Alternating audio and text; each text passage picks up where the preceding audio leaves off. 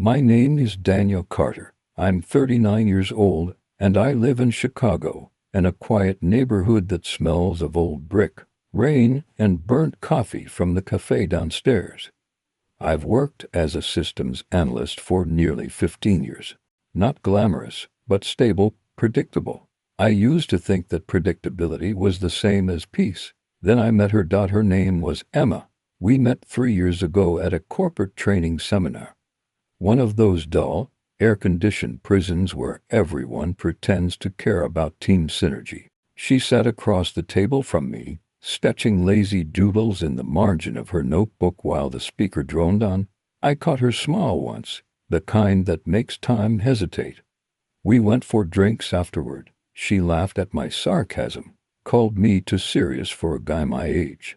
She was magnetic in that way people are when they seem endlessly curious about you. Within weeks, we were inseparable. Emma moved into my apartment after 6 months. She'd brought with her the scent of citrus shampoo, the noise of early morning phone calls, and a sense of light I hadn't realized my life was missing. We made plans, trips, savings, the future. She talked about opening her own marketing firm one day. I believed in her more than she believed in herself. For 2 years. It was perfect, or close enough to fool anyone watching. But perfection has cracks. And I was too in love to see them forming. It started with the small things. Late meetings that stretched longer than they used to. Her phone flipped face down on the counter.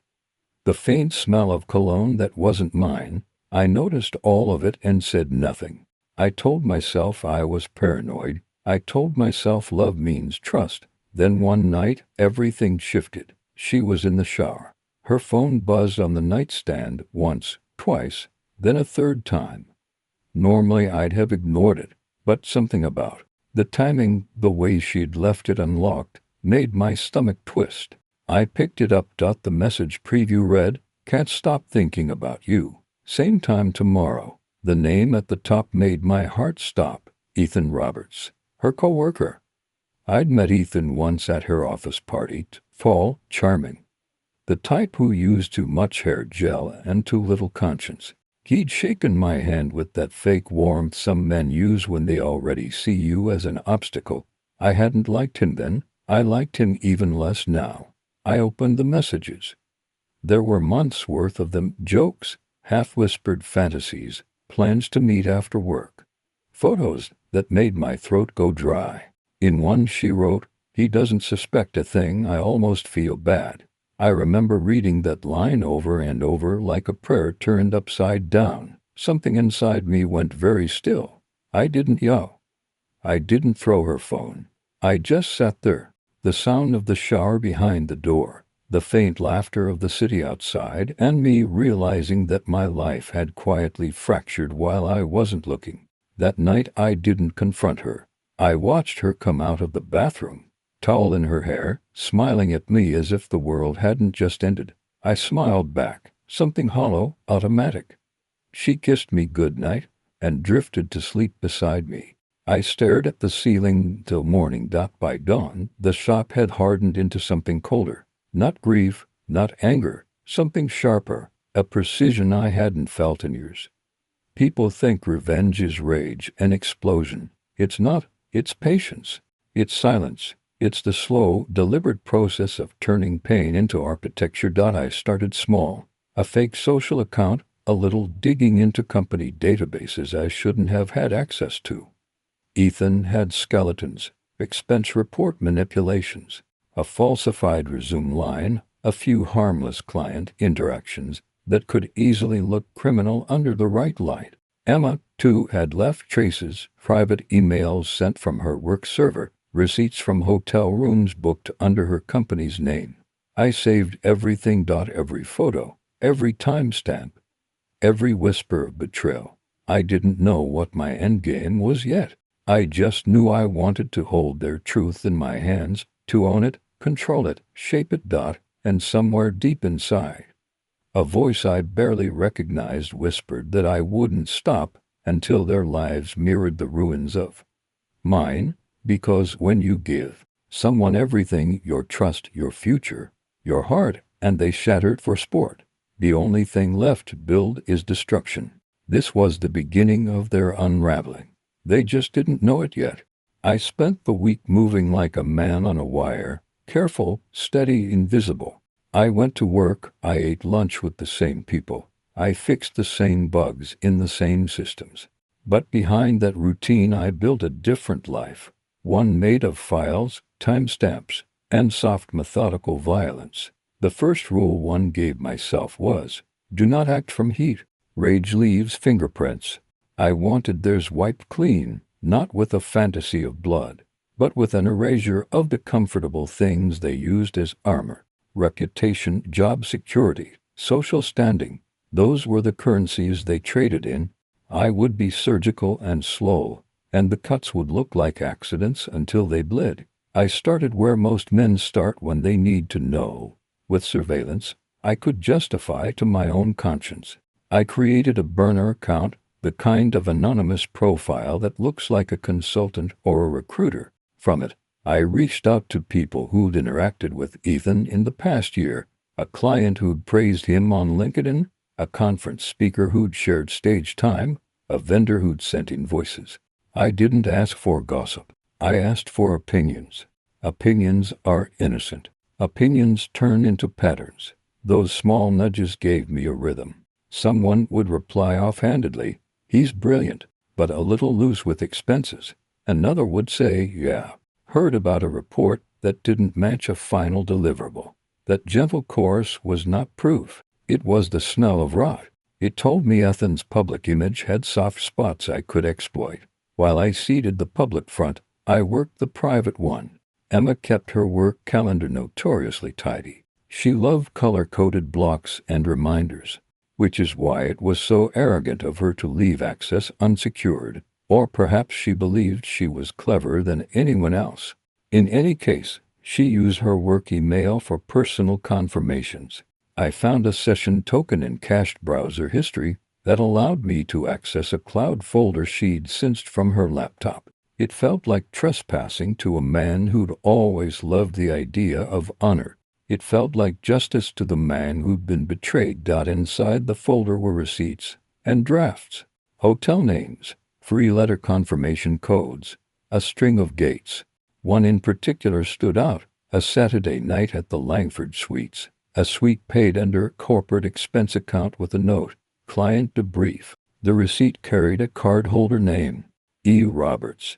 The metadata on the photo attached to the receipt showed a timestamp to 11:45 p.m. the same night I'd been on call for a systems outage downtown, the kind of emergency that kept me tethered to my laptop and my phone. I saved it, copied it twice, moved it to 3 separate encrypted folders.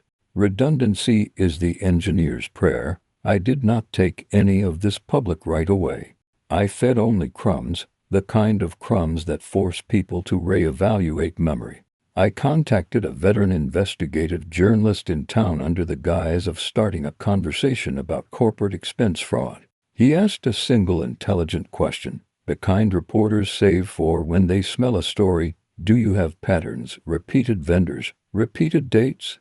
I mailed him an innocuous PDF, a single receipt highlighted, no names. He replied with a cautious, professional curiosity and asked if I had more. I did, but I kept my mouth closed. When I wanted to unsettle Ethan at work without alerting HR, I used the machinery of whispers. A well-placed anonymous tip to the finance department about an unusually high number of last-minute expense approvals at Ethan's cost center triggered a desk audit. It came that Friday in the form of an email to his manager. Anomalous expense patterns require review.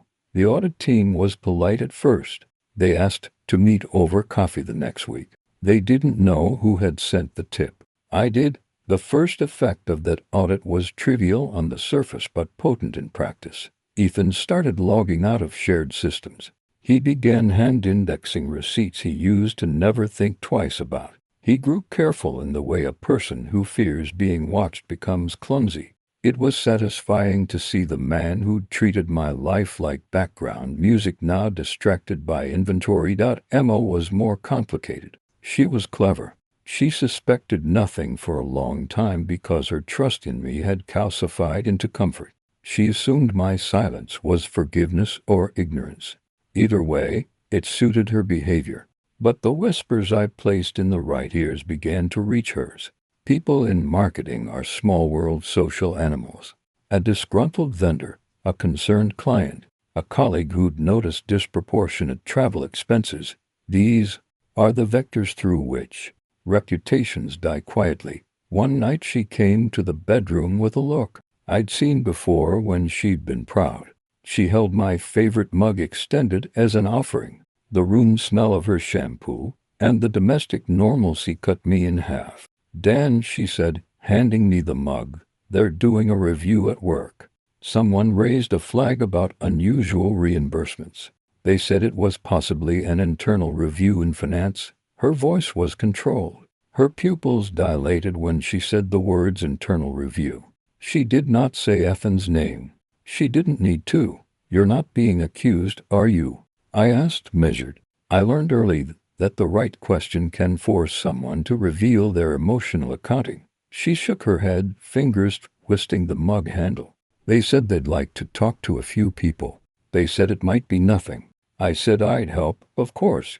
She put a hand to my arm like she was looking for reassurance or an alibi. I let the contact linger for a moment, and then sighed and pulled away inwardly. It would have been simple to expose everything right there. A cold phone call to her manager, the clicking of a send on an email with the photos attached, a wave of public humiliation in a world that thrives on gossip. Instead I watched. You never get the full measure of a thing until you see how it moves when the ground under is uncertain. I wanted to build that uncertainty into a maze they couldn't find their way out of. So I did what I always do when systems require change. I cut connections. I drained the safe channels they used to communicate. If they were trading in phone calls and throwaway notes, I made that less reliable. I created small technical holes.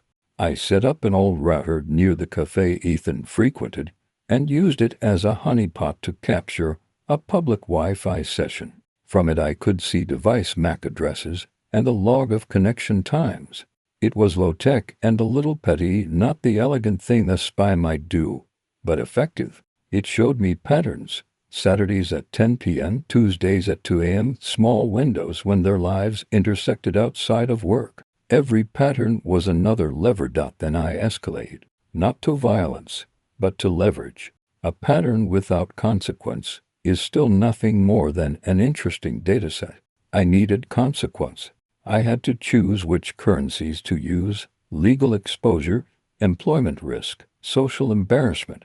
Each had different returns and different costs. For Ethan, employment seemed the cleanest path. I compiled a dossier of his expense anomalies, added a note about unapproved client meetings at late hours, and anonymously nailed copies to a former client with a reputation for no-nonsense responses. The client, very predictably, sent an inquiry upstream. Ethan's boss asked him for explanations that, when recorded, sounded thin. Suddenly the boss was making notes. Suddenly Ethan had to explain more carefully, in writing. He started carrying his phone like it might explode. For Emma, the weapon that hurt the most was her social standing within the marketing community. Marketing people live on introductions and impressions. I started dropping hints to a few people who organized industry events, innocuous facts that, when connected, suggested a narrative. "She'll be under review soon," I'd tell a contact. "It's nothing to worry about, but you might want to think twice before you pick her for the committee." I watched the committee invitations stop landing in her inbox. These moves felt surgical. They felt right. And yet there was an underside to this economy of damage I hadn't anticipated. Each maneuver required a small lie, a small theft of trust. I lied to co-workers about a weekend out of town I'd actually spent crawling through Hanscom Alley in the rain, photographing the Langford Suites loading dock to confirm a nighttime delivery that matched a receipt. I lied to friends who texted to see if I was okay because I didn't want my exhaustion visible. Lying is its own kind of theft. You steal the truth from the people who care for you. I also started to feel the hunger in me change shape. At first I wanted them to feel what I felt, the betrayal, the emptiness. But as the weeks stretched, my goal hardened into a kind of math. If I pushed here and there, if I tightened their options slowly, the social and professional scaffolding they leaned on would collapse. People don't like to stand where the scaffolding is rotten. They move, they fall, they beg for mercy. Rarely do they ever understand who nudged the first plank. The first real crack appeared not in their jobs but in front of their friends. A casual group chat that had been the source of jokes and after-work plans turned cold. Someone sent a link to an article about expense fraud in corporate marketing. No names were mentioned. People's thumbs hovered. Then, in that brittle way social circles do, messages stopped flowing as freely. Invitations dried up. A lunch that had been set for Friday was postponed. When Emma complained about that postponement to me, I watched her face try to hold its composure and fail. I felt a pang, then a calmer satisfaction. I had put a shadow where there had been light. They began to look like people carrying the weight of secrets. Ethan sculled more often. He chastised junior staff for small mistakes, as if proving something to himself. Emma blinked slowly in conversations, as if worried what her throat might let out by accident. When she asked me bluntly, "Are you spying on me?" I said no. I lied. I told her that I loved her and trusted her. She looked at me then with a small suspicious grief that had nothing to do with the crimes I planned. One night, a week after the first audit notice landed on Ethan's desk, the city had that kind of rain that dissolves things softly. She came home late, more shaken than usual. She emptied her bag with hands that trembled, and then looked at me, eyes wide and raw. "They asked me to come in for a meeting," she said. "They think there are discrepancies somewhere." She breathed out a laugh that was part apology and part fear. "I don't understand anything. I don't know what to say. I'll be home," I lied. "I'll make you dinner." I said it because that's what you say when you want to be the man you used to be. But even as I peeled potatoes and browned onions in a slow, domestic ritual, I mapped the next steps in my head. When the meeting happened, be prepared. When they asked for receipts, have the copies ready. When they tried to protect a colleague, loosen the knot. The sick thing about this work is that you begin to measure people in leverage points. You think in terms of what people cannot bear losing. I found out that for Ethan it was the future contracts he's cultivated for years. For Emma it was reputation, the fragile currency of being someone would hire to speak on a panel. And for the both of them, it was the private life they had built that still kept them human. By the third week, the pressure I'd applied became feedback. Ethan had to attend that internal audit. He answered questions in a manner that made him sound like someone reading from a script he'd written for himself. There were pauses where he should have recalled details, and in those pauses, his bosses made notes. Emma sat in a conference room across from her director, hands clasped, face numb. I watched her leave the building and go to a bench outside that looked suddenly small on the wet pavement. She called me from there, voice low. "They want to do a forensic review," she said. "They're talking about auditors. It might go to legal." Her words were a confession, and I held onto them like a cold coin. I did not celebrate in any public way. I kept washing dishes, taking long walks, returning to my laptop. But in private I allowed myself a small, honest thing. The truth I had gathered glowed warm and exact. It was proof that the world wasn't just cruel to me at random. It was cruel because people had chosen to be so. Still, doubt crept in. Late at night I thought about what would happen if the dossier fell into the wrong hands. What if someone used the evidence to hurt innocents? What if I'd misread the tone of a message? The mind is an instrument that sharpens paranoia against itself. I combed through the receipts and messages again, and the pattern remained: meetings after hours, private bookings under corporate names, affectionate messages that never included the word friend. And when I was certain I chose to continue. The plan wasn't rocket science. It relied on two human traits, the tendency to protect one's status and the tendency to assume one's privacy makes them safe. You exploit those, and people will self-destruct. They'll take the path that seems most sensible to them, and in doing so, will often choose to protect what will destroy them. One morning I woke up and found that my burner email had received a message from an unknown address. You're playing a dangerous game. Walk away. No signature, no warmth, just a warning. For a moment there was fear, not about being caught, but about who else might know. The network that protects people like Ethan and Emma is not invisible. It's woven of whispers and favors. I had made enemies. Even as my chest tightened, I smiled. If they were watching me already, it meant my work had meaning. The game had begun. I had initiated the first checks, the first hearings, the first fears. The audit would continue, auditors would ask for deeper records, and legal counsel would step in. I would watch them shuffle through those rooms and slowly lose the confidence that had allowed them to betray me. But I also knew this. People who feel cornered sometimes lash out. And I had to be prepared. The work I'd started had a price, and that price would be paid in the currency of lives. I told myself over and over that I would keep the damage proportionate, that I would never touch the people who weren't part of the conspiracy.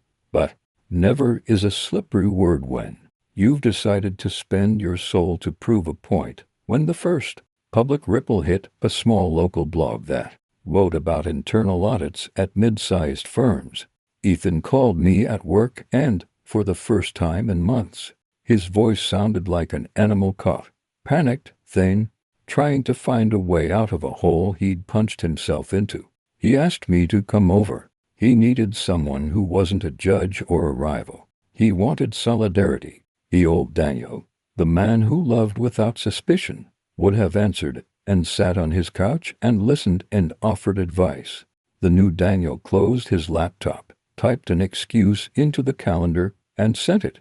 The unraveling had started. The first calculations had been made. The architecture of their ruin had been sketched. Now it was time to watch if the scaffold would fail, and to prepare for the debris that would inevitably scatter. Once you pull a thread, you learn quickly which seams hold and which unravel everything else. I had started with receipts and messages. Now the fabric of their life began to fray in ways I hadn't fully accounted for. The work I'd done, the audit seeded, the whispers scattered, had produced results. The price of those results was louder than I expected. The audit widened, not quietly. The internal review hit procurement, then finance, then legal. People who had been comfortable enough to look away were suddenly asked to look hard. Ethan's desk was opened. His laptop was imaged. Bank reconciliations were replayed like evidence in a film I hadn't written. He started showing at the office with a nervousness that made every smile look like a lie. He walked like a man waiting for the sky to fall on him. Emma changed overnight. It wasn't the hair or the walk. It was the way she adopted small rituals, like anchoring her keys in the same pocket, double-checking every sent email, signing off every message with E. She'd always been meticulous, but the new layer of care felt like armor. I watched her one evening from the kitchen doorway as she retyped a memo she'd already sent 3 times, each iteration more minimal than the last. It was absurd and heartbreaking. She was stripping herself down to its smallest legal parts in hopes of being less visible. At first the pressure landed on them where I intended, their reputations and their jobs. Then, like a stone thrown into a pond, the ripples touched people I had wanted to leave untouched. A junior associate in Ethan's team, a kid who'd barely been out of college, was called to answer questions about timesheets he'd filled out for a supervisor. A vendor who had taken a bribe history years ago was suddenly subpoenaed to produce records. The junior associate's trembling voice in the conference room when they interrogated him made me imagine my own voice in that spot, and chill. I had not meant for him to be a casualty. He had been collateral. They began to lash out in ways that felt less calculated than driven by panic. Ethan started asking awkward questions at meetings, accusing staff of sloppiness with a sudden zeal that made people avoid him. He became defensive and brittle. Emma did the opposite. She retreated into silence, answered queries like a machine, and then stared at her hands afterward as if someone else had typed her words. She called me less. She texted me in bursts that read like tidy confessions sewn shut. Then there were the shadows. The warning I'd received, "You're playing a dangerous game. Walk away," turned from a sentence into a presence. I found notes slipped beneath my office door. Anonymous calls, heavy breathing, then a click. A car without plates set across the street for 2 nights, engine off, the driver timing my comings and goings.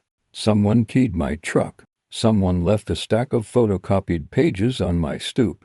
A mock press article with my name, my face, and a headline suggesting criminal culpability. They knew how to make an accusation sting even without proof. Fear has a weight.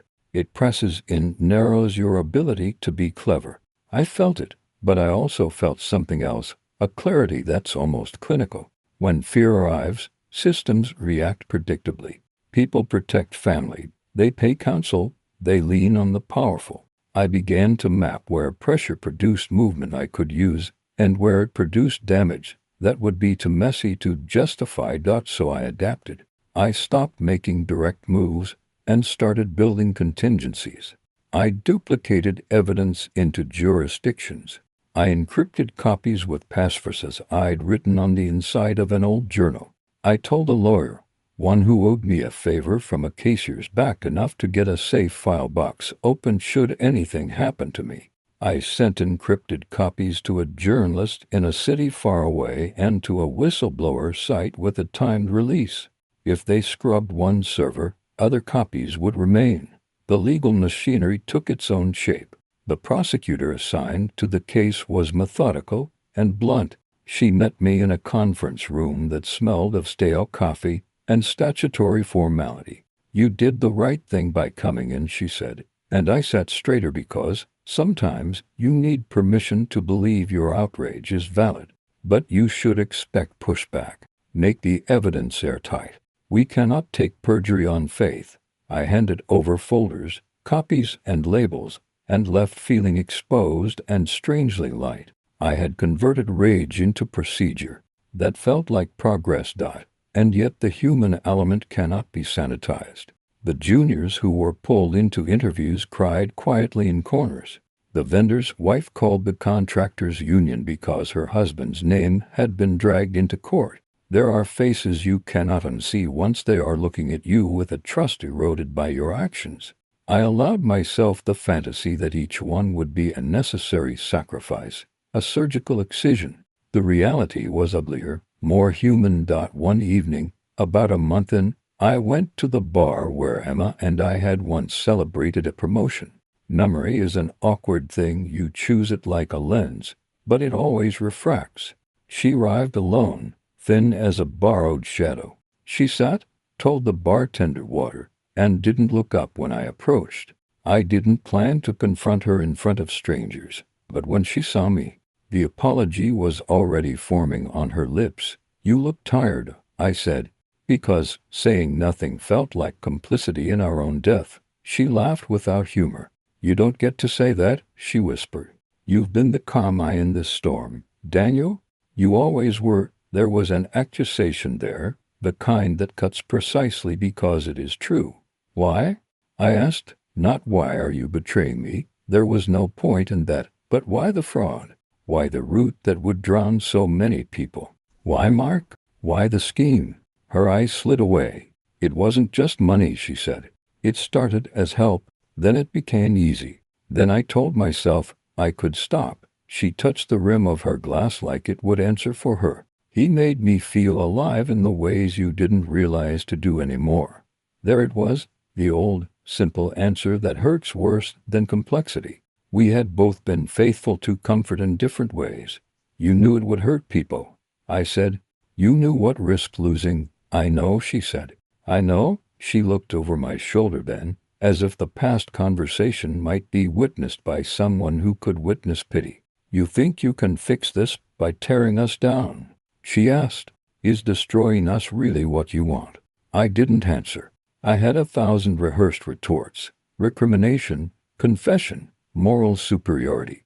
What I wanted, at that precise microscopic second, was to tell her the only thing that would have salvaged us. "I wanted you to choose me." Instead, I thought about the vendor's small child and the junior associate's mortgage and the way guilt loosens a person's jaw. I breathed and left the remaining words behind like a coin I could not spend. After that night the tone changed. They began to panic more visibly. Ethan was furious and reckless. He sent an angry email to the journalist I'd contacted, a poorly phrased defense that the paper published and later had to retract. That misstep made his bosses angrier. He was suspended pending review. He sent a message to Emma that read like a promise and a threat at once.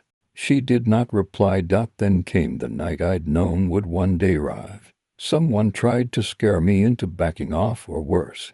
My mailbox was filled with envelopes containing shredded images of my face, cut and pasted like a crude ransom note. There was a card inside: "Stop, or we stop you." I took a picture and sent it to the prosecutor. She told me to document everything and then scheduled an extra security detail for me at a hearing. I didn't feel helped. I felt watched. The escalation hurt the youngest and the least guilty, and every time that happened, the satisfaction I'd felt when the first audit letter landed curdled in my mouth. I had wanted them to feel discomfort proportional to what they'd done. Instead, the cost was spreading. I thought of the junior associate who'd cried in a hallway and understood suddenly how revenge breeds complicity. If you light a match, you are also responsible for what the fire consumes. So I shifted again. I began to funnel things in ways more defensible. I spoke openly to the prosecutor about proportionality, about collateral damage. We worked the cases so that those directly culpable would be prioritized, and those who were forced into a corner would be protected, offered immunity if their testimony proved necessary. It was legal triage. It was also my attempt at something resembling mercy. I was surprised to find it satisfying. Mercy felt like strategy. Then came the reckoning itself. The public filings hit the local news in a way that made the office whisper and the city decide to pick sides. Ethan resigned rather than be fired. He took a plea on several counts, reduced by cooperation. Emma was suspended pending further review, then later charged with negligence in a civil suit, a bureaucratic prong designed to ensure she could never easily re-enter the industry. The junior associate was given immunity in exchange for testimony. The vendor pled guilty and, to his credit, named his co-conspirators. When they called Emma into the hearing room, she walked in with her shoulders tight like someone prepared for bad news. She testified in a voice that was both broken and precise. She did not beg. She did not blame me directly. She took responsibility for things she had done, the small betrayals, the denials, the lies. Perhaps she thought confession would shorten the pain. Perhaps she simply wanted to be done with the pretense. And when the prosecutor concluded, when the gavel dropped and the case moved into the slow churn of justice, I thought I'd feel triumph. Instead, I felt raw and very tired. The legal machine had done its work. People had been held to account, but the ledger of consequence included the junior associate's frightened face, the vendor's family, the way my life had hollowed out. I had forced truth into the light, and light burns. That night, alone in my kitchen, I turned on the kettle and watched steam breathe up and vanish. The house smelled faintly of the lemon cleaner Emma liked. There was a soft knock on the door. I opened it and found her standing there, coat soaked in rain, eyes rimmed red. She looked like someone who had been unmade and was trying, clumsily, to reassemble herself. "I'm sorry," she said, and the apology felt both small and enormous. For a moment the old pattern, the domestic ritual of forgiveness and forgetting, flickered before me. But the scaffolding that had held us together was gone, burned away by choices she'd made and choices I'd enacted. There was no easy reconstruction. I know, I replied. It was not an absolution. It was a fact. We both did what we thought would save us. It didn't. She looked like she might collapse into confession or negotiation. Instead, she said, almost whispering, "Will you ever forgive me?" I thought of the junior associate. I thought of the vendor's child. I thought of the envelopes and the card, and the way a life's predictability had been traded for a momentary thrill. I thought of the person I had become, patient, quiet, willing to weaponize truth. "I don't know," I said honestly. "Maybe, but not tonight." She left into the rain, and the door closed behind her like the end of a sentence. The house felt larger and emptier. I brewed coffee, drank it black, and opened my laptop. There were more filings to prepare, more documents to duplicate, more people to protect. The reckoning had not been a singular punishment. It had been a process with loose ends I had to tie. Revenge had worked in the mechanical sense. Their actions had consequences. Justice had engaged, and the system had responded.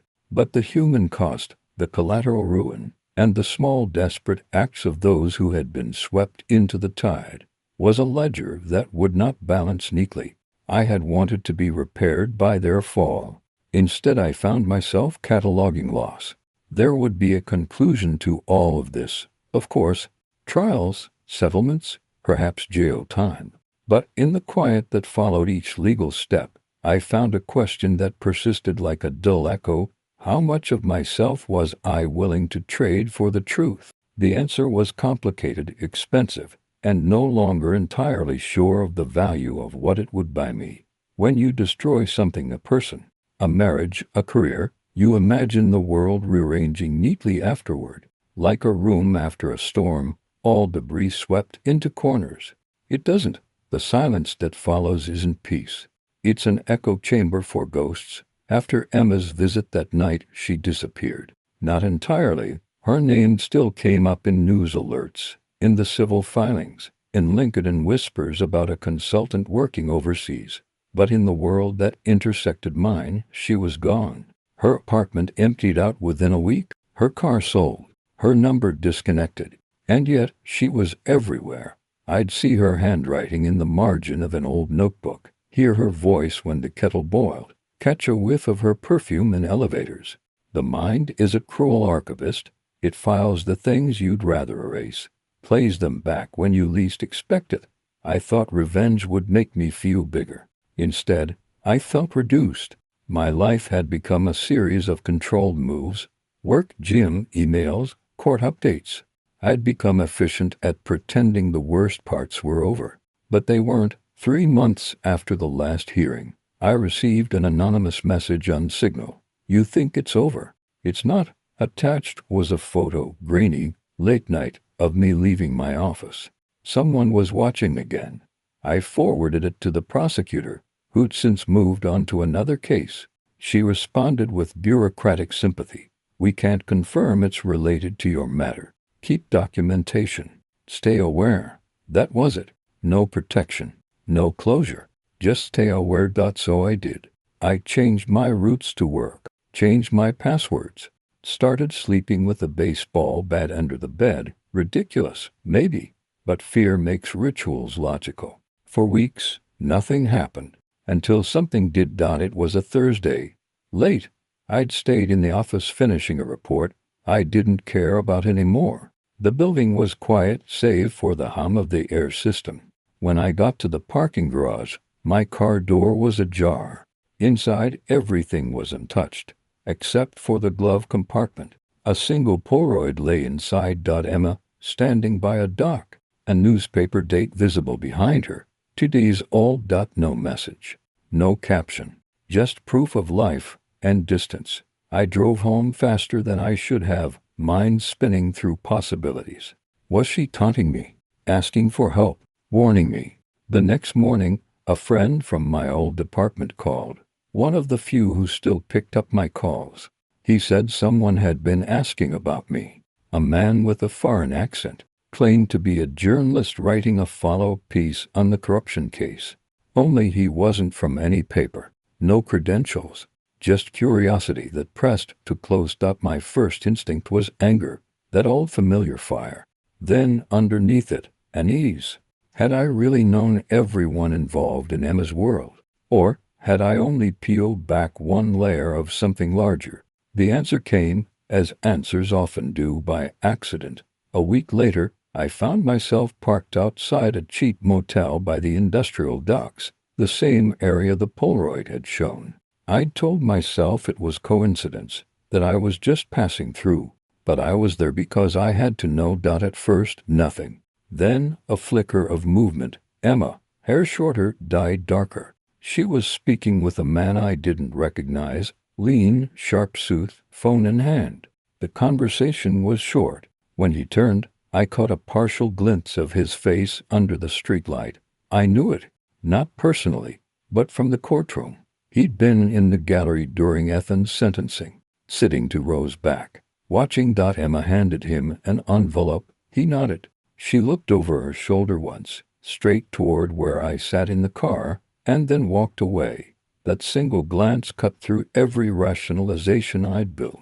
There was no fear in her eyes, no surprise, just a knowing calm, as if she'd expected me there. I followed her car at a distance. She led me out of the city, toward the coast road, then disappeared into traffic. When I returned to the motel, the man was gone too. Over the next few days, patterns emerged, deposits hitting old company accounts that should have been closed, new show companies registered in names I'd seen before, and then a buried notice in a trade journal. Ethan Cole, former procurement director, released early due to cooperation with federal investigation, released early. I felt the old rage ignite, the one I thought I'd smothered under paperwork and silence. What kind of cooperation earns early release? Who exactly was he helping, the prosecution, or her? I didn't sleep that night. Instead, I pieced together timelines, dates, transactions, transfers. It all led to one possibility. Emma hadn't vanished to escape justice. She'd vanished to rebuild something. Maybe with Ethan. Maybe alone. But not clean. By then, revenge had evolved. It wasn't rage anymore. It was habit. Cold, mechanical. I knew how to find things that didn't want to be found. How to follow financial shadows and digital footprints. I told myself I wasn't going after her. I was just verifying what I already suspected. But obsession is just revenge wearing a rational mask. Every discovery was a hit of poison disguised as progress. Every clue another reason to keep digging. Then one night, while tracing an account trail through offshore servers, I found something that stopped me cold. A folder labeled Hale, my last name, inside, photos of me, my house, my office, and worst of all, a copy of an old insurance policy in my name, modified with someone else as the beneficiary, Emma's name. That was when I realized this wasn't over because she wasn't done. She'd learned from me, and now she was playing her own game. My name was on a file that shouldn't exist. Seeing it there, Hale, was like staring at my own reflection in someone else's mirror. Every document inside that folder was a version of me repurposed. My face, my data, my identity, all weaponized. Emma had taken everything she'd learned from me, my habits, my methods, even my rage, and turned them into ammunition. At first, I thought the file was just blackmail, a safety net. Then I noticed timestamps, recent, consistent, deliberate. She was still updating it, which meant she wasn't hiding from me. She was watching. I drove to the docks again. Same motel, same flickering light by the office. This time, I didn't wait in the car. I walked in, cash in hand, asked for a room under a fake name. The clerk barely looked up from his phone. Room 204. I sat on the bed, curtains drawn, laptop open, the hum of the mini fridge filling the silence. I tracked the IP ping from the folder's metadata, somewhere within a mile radius. I didn't expect to find her, but I wanted her to feel me closing in. 2 hours later, someone slipped an envelope under my door. Inside, a note written in that same looking handwriting I knew too well. You taught me how to disappear, Daniel. You taught me that justice doesn't exist, only leverage. So, here's yours. Don't follow me. Let me vanish and you stay alive. And beneath it, a photo. Not of her. Of me. Sleeping, taken through my bedroom window. My heart stalled for a beat. She'd been in my house. I didn't call the police.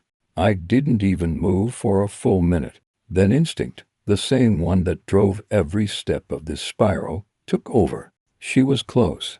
Maybe not tonight, but near enough to leave warnings. I started searching every motel within 3 miles. The third one, a small, yellowed place by the water, had her name on a past guest ledger. Emma Cross, 2 nights ago. Paid in cash. Room 6. Inside, I found what I hadn't expected. Not a confrontation, not a person, but a message left on purpose.